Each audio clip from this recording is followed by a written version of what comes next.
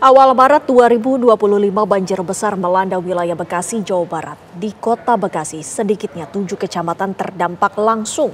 Selain merendam permukiman warga hingga lahan pertanian, banjir juga memporak-porandakan sejumlah fasilitas publik.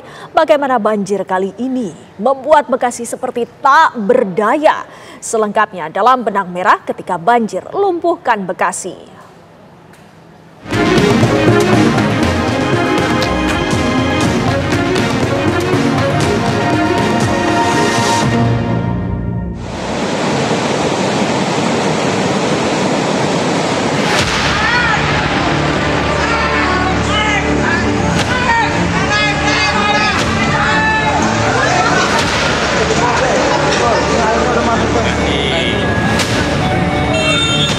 Hindarin arah ke stasiun.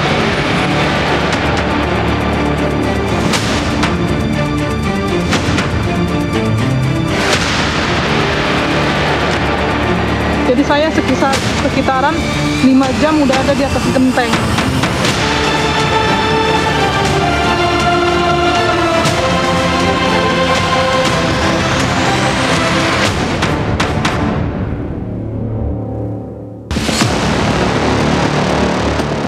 Hujan intensitas tinggi pada Senin 3 Maret malam hingga Selasa 4 Maret 2025 dini hari menyebabkan banjir di wilayah kota dan Kabupaten Bekasi, Jawa Barat. Dari jembatan itu air nguap, awalnya dikit, tambah-tambah lama-lama tinggi. Nah dari setelah tinggi itu sampai sekarang ini mungkin di perkiraan itu kurang lebih di jalan raya hampir 4 meter. Badan Penanggulangan Bencana Daerah Kota Bekasi mencatat 7 kecamatan terdampak banjir, yaitu Kecamatan Bekasi Timur, Bekasi Utara, Bekasi Selatan, Medan Satria, Jati Asih, Pondok Gede, dan Rawalumbu. Sebagian wilayah bahkan terendam banjir hingga ketinggian 3 meter. Sementara itu, di Kabupaten Bekasi, hujan disertai kiriman air dari hulu sungai menyebabkan banjir di 6 kecamatan, yaitu Kecamatan Cibarusah, Serang Baru, Setu, Cikarang Utara, Cibitung, dan Tambun Utara. BPBD Kabupaten Bekasi melaporkan ketinggian air banjir yang mencapai 1,5 meter di sebagian wilayah. BPBD Kota Bekasi mengerahkan sejumlah perahu karet untuk mengevakuasi warga terdampak banjir dan mendistribusikan bantuan logistik. Datangnya air itu tidak sedikit-sedikit, tidak langsung pure.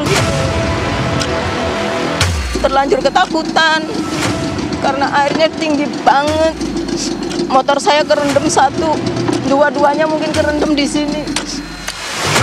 Lebih parah dari 2020. Lebih parah dari 2020. Lebih parah. Ini pada saat kejadian banjir atau airnya naik itu reaksi orang yang di rumah seperti apa, Bu? Apakah tiba-tiba tinggi atau memang berangsur dari rendah ke tinggi itu waktunya lama?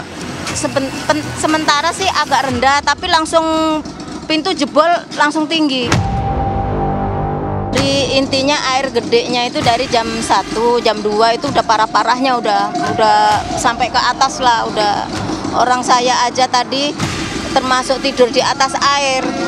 Di atas air? Iya, kasurnya kan basah. Allahu Akbar. Bahkan di lantai 2 pun masuk air, Bu? Iya, masuk air 2 meter. Masuk air di atas. Makanya kita kulkas, motor, freezer. Ya kalau data-data SDM semua selamat gitu. Ya. Surat-surat semua selamat ya, Bu ya? Alhamdulillah selamat. Meski demikian, sejumlah warga terpaksa harus menunggu berjam-jam di atap rumahnya sebelum datangnya bantuan. Kita persisnya di Pondok Gede Permai, lapangan RW 8. Ini lapangan nih. RW 8. Taman bermainnya udah kelelap. Iya, saya kan lantai 2-nya nggak full sampai ke depan. Jadi saya keluar dari jendela biar bisa saya minta dievakuasi. Karena lantai 2 saya di belakang. Dari 2 jam yang lalu, tapi belum nyampe-nyampe, katanya mau datang, mau OTW sampai sekarang. Jadi saya sekitaran 5 jam udah ada di atas genteng. Menunggu bantuan. Saya mau minta evakuasi karena anak saya sudah nangis terus, kepanasan di dalam, listrik mati, ya. Gelap. Umur berapa, Bu? Anak saya umurnya sekitaran 19 bulan. 19 bulan. Selain merendam parah permukiman warga, banjir juga merendam jalan-jalan raya sebagai akses utama transportasi warga di Kota Bekasi. Meski demikian, ada juga warga yang nekat menerobos aliran banjir yang merendam jalan raya. Akibatnya, mobil yang ia kemudikan justru ikut terseret derasnya arus banjir. Beruntung pengemudi tersebut berhasil keluar dan menyelamatkan diri meski sempat terseret derasnya arus banjir. Banjir juga memporak-porandakan fasilitas-fasilitas publik seperti rumah sakit, stasiun kereta api, pusat perbelanjaan, dan infrastruktur lainnya. Jam 4 subuh, air masuk ke dalam basement di gedung E dan gedung F. Jadi layanan di gedung E dalam kondisi yang terganggu karena ada pemadaman listrik. Karena dikhawatirkan terjadi konsleting, kita melakukan evakuasi pasien perpindahan ya dari gedung satu ke gedung berikut, ke gedung lainnya. Datangnya banjir besar yang tak terduga oleh sebagian warga ini memicu kepanikan.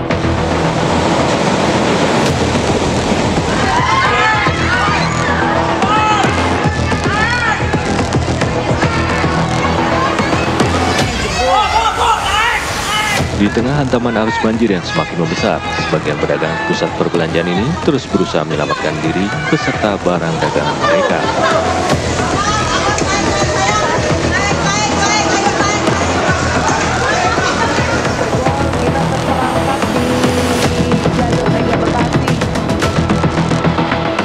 Sementara itu, ribuan kendaraan yang tengah terparkir di sejumlah fasilitas publik juga turut terendam banjir, seperti di stasiun kereta Bekasi yang terdampak parah. Jalur-jalur transportasi dan aktivitas warga Bekasi pun nyaris lumpuh akibat banjir besar di awal Maret 2025 ini. Banjir parah ini bahkan turut berdampak pada lahan pertanian dan peternakan warga. Akibatnya, warga mengalami kerugian material dan imaterial yang tak sedikit. Berdasar hasil kaji cepat BNPB pada 5 Maret 2025, sedikitnya 61.000 jiwa lebih dari 18.000 kakak terdampak banjir di Bekasi. Tidak ada korban jiwa atas peristiwa ini, namun banjir membuat mobilitas dan aktivitas warga terganggu. Ini menimpa seluruh wilayah Jabodetabek. Yang parah adalah Kota Bekasi. Dari 11 kecamatan ada 8 kecamatan yang terkena banjir. Sekarang masih dilakukan penanganan. Ya. Kemudian untuk wilayah Jawa Barat yang kelihatannya parah, Kabupaten Bogor dengan Bekasi. Ya. Untuk Depok dan Tangerang ini masih ada juga beberapa titik banjir, tapi kondisinya lebih kecil dibandingkan daerah-daerah seperti Kota Bekasi dan Kabupaten Bogor. Setelah mengalami banjir parah pada tahun 2020, wilayah Jabodetabek kembali dilanda banjir besar pada awal Maret 2025. Banjir kali ini bahkan membuat wilayah Bogor porak-poranda dan aktivitas warga di Bekasi nyaris lumpuh. Fenomena banjir besar yang selalu berulang di Jabodetabek dalam siklus 5 tahunan ini seolah tak pernah ada solusinya.